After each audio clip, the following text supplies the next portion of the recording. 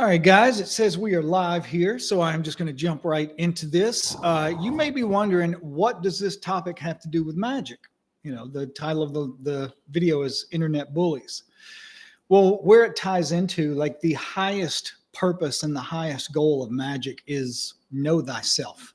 It's what used to be over some of the doors of the great mystery traditions in ancient cultures. Know thyself. It was always considered like the most important aspect or the ultimate goal or aim of magic. That's where this ties into. Now, I'm talking about something very specific here that you see the way certain people behave on the internet. But this is one of those things that I think the whole reason for talking about this is to help us understand the mechanics of the ego. You can see it in blatantly obvious ways, like in internet bullies, but it also helps us to see like tendencies or traits of these things that may exist in ourselves. And you'll kind of see what I mean by that. You know, maybe you think, I've never bullied anyone on the internet. No, but if you look at like the qualities and characteristics of what causes, you know, the mechanics of what causes these sorts of things, maybe there are other situations where you can see in yourself that you have behaved in ways that were kind of like the product of these same drives, I guess you would say. And you know, it's kind of become like a weird, almost sickness that's really normalized in modern times. And what I mean by that, like the symptoms of it, is like people attacking strangers on the internet with a ferocity that they would never dare to express to another person face to face on the street. You know, you see it all the time. People saying things in ways to others on the internet that they would never say to another person to their face on the street. It's like a widespread kind of epidemic in a way. You see it almost daily, and they do it almost compulsively. Like some of them, it's like they almost can't even stop themselves from doing it. It's become a knee-jerk reaction. You'll see somebody that posts something like an idea or a piece of art or some kind of personal reflection. And what happens is, out of nowhere, somebody attacks them like a swarm of bees. And the way they usually attack them, they start making like all kinds of accusations, and they try to seem as if they're coming from a place of moral outrage. You know, they'll try to make claims like, oh, well, what this person said is dangerous in some way, and that this person has to be silenced or corrected or destroyed. Like in modern times, this is what you hear people talk about, like when they talk about canceling. That's exactly what I'm describing. They say that, you know, someone will post something and they'll say, oh, this person has to be canceled. And they try to make it like a moral thing, like they're doing it because they're good people and they're looking out for the world and society. But the thing is, if you start to look closely, what you'll see is something that's kind of unmistakable beneath all of their justifications. When they attack people on the internet like this, it is very, very rarely about the message that they say it's about. What they're usually doing, the reason they're usually actually attacking someone, is the state of the person doing the attacking. More often than not, it's not about the person getting attacked. It's not that they did something wrong or said something wrong. It's about the internal state of the person who is attacking them. What I mean by that is most people who behave that way are deeply, deeply unhappy people. The people that attack other people on the internet tend to be deeply happy, if not outright miserable people. I don't mean like they're just situationally frustrated, you know, like a little frustrated about a certain situation in their lives, or that they're temporarily upset, like they had a bad day. I mean, they are structurally unhappy to the core of their being. And the reason for that is usually because their lives lack direction. They don't have any meaning to their days, and they don't have any momentum. Like they're not building towards anything or working towards anything. They wake up in the morning with a low-grade agitation humming in their nervous system, and they go to sleep without having done anything in their lives or in their days that required courage or discipline or any kind of presence. The reason I'm saying this is not because I'm like, making fun of someone or anything. It's because it's unused energy. That kind of unused energy, it doesn't just disappear or evaporate. Like when you're not doing something purposeful or meaningful in your life, what happens is that energy, it turns inward, it starts fermenting, and it turns into resentment. Energy always seeks expression of some kind. When it can't move forward, when it can't, build something or do something, what happens is it starts to move sideways. When it can't be transformed, it turns into something destructive. Social media always gives this energy a kind of perfect outlet. The reason is because it offers like distance, and I can never say this word, like being anonymous, anonymity. And you know what I'm getting at here. It's like trying to say Worcestershire or Worcestershire. It means the internet allows people to be anonymous. It also allows them the illusion of righteousness. That's what it is. It's an illusion. You can discharge aggression without consequence on the internet. It lets them feel powerful without building or creating or really doing anything. It allows people to feel morally superior without really changing your life in any way. The screen becomes a kind of pressure valve to let them release the frustrated, built up, pent up energy of, the stagnation in their lives. This is why, like when people attack like this, a lot of times they frame it as they're concerned. Something is problematic. That's something you hear a lot of times now. This person is harmful, or the message that they're talking about is dangerous. Somebody should speak up and do something about this. The thing is, these kind of conclusions and these kind of statements are not something that they reached through any sort of careful discernment, no matter how much they claim otherwise. They're stories that are created after that emotional surge, not before it. The reason that's important is because what it is a justification for their behavior.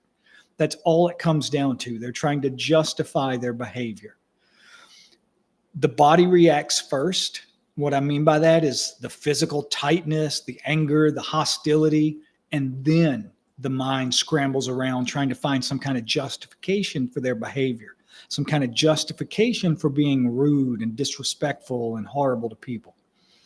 The ego can't tolerate seeing itself as like petty or cruel.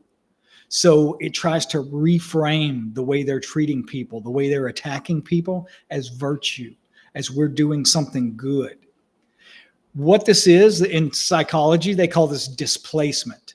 What it means is that instead of facing the pain that they feel as a result of an unlived life, they project that pain outward and try to destroy the reflection of it that they see. If someone is building something real, like training their body or mastering a craft or raising children with intention or meditating, sitting in a disciplined practice, creating art, anything that's refining their character in some way, those people do not have leftover psychic energy for that kind of behavior. Their attention is anchored. Their days have weight.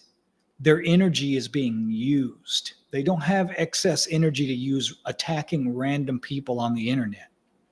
But when a life lacks a kind of gravity, the smallest provocation feels enormous. The smallest thing rubs those people the wrong way.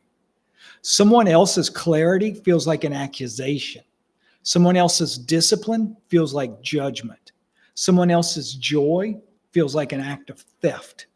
It's kind of hard to describe what I mean by that, but like when they see people on the internet doing something that requires like discipline and commitment, they feel like they're being judged because they're not exercising that level of discipline and commitment. That's one of the things that'll make them attack someone. If someone has a clarity of purpose, then they feel like it's casting a light on them in some way because they don't. So what happens is that the person that's attacking someone, the attacker, they start telling themselves a story. I'm not miserable. I'm vigilant. I'm not resentful. I'm morally awake. I'm not attacking. I'm protecting. That's the lie that they tell themselves. None of it's true. What they're really protecting is their identity, their ego, their excuses, their stagnation, the fragile structure that allows them to avoid the most terrifying question a human being can face, which is, what am I really doing with my life? I heard somebody say one time, you'll never have someone hating on you that is doing more than you are. Anytime someone is hating on you, it will always be someone doing less than you're doing. That's what I'm talking about here. Zen has always understood this kind of thing, always talked about this thing. Long before social media existed, it warned about the dangers of mindless reactivity.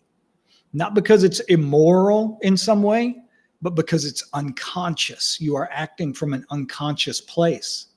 When awareness collapses, behavior is compulsive, meaning you can't even control it anymore. You're just reacting. When presence is lost, people become possessed by their own unresolved energy. They will sometimes act like possessed people. This is why real practice emphasizes things like stillness, restraint, responsibility, not as moral virtues, but as forms of hygiene. You don't lash out at people when you're grounded and centered. You don't attack random strangers whenever your own life is aligned. You don't need enemies when you're engaged in the work directly in front of you, the work of your life. The internet has made it easy to confuse agitation with conviction, or loudness with clarity, or cruelty with courage. But none of these things actually hold up under scrutiny if you look at them with even a modicum of intelligence. If you want to know whether someone's outrage is genuine, look at their life. Look at that person's life. Is it ordered? Is it disciplined? Is it producing anything of value? Or, on the other hand, is it a mess propped up by constant commentary on what everybody else in the world is doing wrong? People who are actually dangerous, truly dangerous, are very, very rarely screaming online. They're usually quiet, focused, and busy building power in the real world. Meanwhile, the loudest moral enforcers are often the least capable of sustained effort or personal responsibility or self-mastery. They are incapable of those things. The louder the person, generally speaking, the less capable of those things they are. This doesn't excuse their behavior, but it explains it. Understanding the mechanics also changes the way that we relate to it. We don't take it personally anymore whenever we see it happens or when somebody targets us. I've been a target of this kind of behavior many times. I don't take it personally anymore. I see the reason it happens. I know why those people are doing it, and you just got to keep moving. You stop arguing with it. You don't try to defend yourself against it. You stop trying to reason someone out of a state that they didn't reason themselves into, and you see it for what it is. Their own unprocessed suffering seeking some kind of target to direct it at. The tragedy of this is that the same energy that they're using to tear other people down could have been used to transform their lives. The anger that they're expressing could have fueled some kind of training. The obsession that they have with attacking other people could have built some kind of skill. That vigilance could have become self-awareness. If they would have, put all of that energy that they're putting into watching what everyone else is doing online, if they would have put that into their own life, it would have led to a very high degree of self-awareness. The thing is, transformation requires humility. It requires patience and sustained effort. It's not something you do in a single day. All of these are things that reactive minds will avoid at all costs. Instead, they choose the shortcut. They want a little dopamine hit of righteousness, a brief, tiny 15-second feeling that they've got some kind of power. They want the illusion that their days have some kind of meaning, but it doesn't last. It's very, very short-lived. And that's exactly why the attacks keep coming, because nothing in them was resolved. Nothing was built. Nothing moved forward. A life without practice will always look for someone else to blame. A life without direction will always mistake destruction for purpose. And that's what they're trying to do. They're trying to destroy other people, other people's works. A life without presence will always try to control the outside world instead of mastering the one thing that it actually can exercise some control over, which is the self, your internal world. They always want to control the world, which is never going to happen, but it distracts them from the one thing that they could actually spend time developing control over, which is themselves. Whenever you start to see this clearly, you stop being surprised by the way people act online. You stop being disturbed by it. What happens is you start to recognize it as a symptom, not some kind of verdict. And when it happens, you just keep doing the work quietly, steadily, while other people are exhausting themselves, fighting shadows on a screen. You just keep moving ahead with your life's purpose. That, in the end, is the real danger that they're trying to avoid.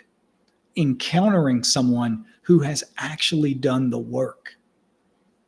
Whenever they do that, whenever they encounter someone like that, it reminds them of everything that they are not and everything that they have not done. And that feels like judgment to them. That drives them insane. That's why they attack other people, constantly looking around for the next person to attack. So once again, the reason I'm talking about this is because know thyself. And by knowing other people, that also helps you know yourself a little more, because, you know, the same unconscious urges are within all of us, just expressing themselves in different ways. All right, guys, I just want to end this by saying thank you. Thank you for being in my life. Thank you for allowing me to be in your life. Thank you for supporting me. Thank you for caring about the work I do. And thank you for doing this work with me. I will talk to you again in just a day or two. I don't want to bombard y'all with too many videos and too much writing. I'm kind of holding myself back a little bit because I've got so much stuff. I just kind of want to dump on y'all in a tidal wave lately. And we're going to do a live stream again soon too.